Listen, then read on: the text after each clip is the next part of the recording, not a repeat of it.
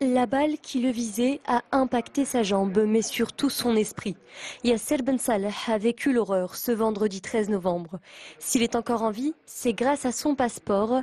L'un des projectiles qui le ciblait a effleuré son document d'identité alors qu'il prenait un café avec deux de ses amis à proximité du Bataclan. Je savais à ce moment-là que c'était un attentat parce que j'ai vu le tireur en face qui nous visait et qui tirait d'un sang-froid. Je me cachais derrière la table, mais le tireur a vu que j'étais pas tombé. Donc il a continué à tirer sur la table et j'ai reçu une balle au niveau de ma jambe. C'est à ce moment que les assaillants se dirigent vers le Bataclan. Yasser en profite pour s'échapper, mais les scènes de guerre se succèdent devant ses yeux.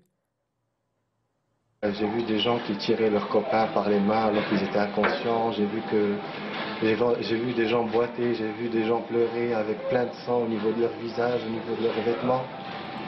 J'ai su qu'on était encore dans une zone de danger, donc j'ai préféré encore courir.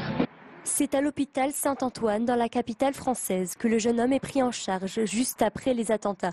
Une nuit effroyable qui l'a marqué à jamais.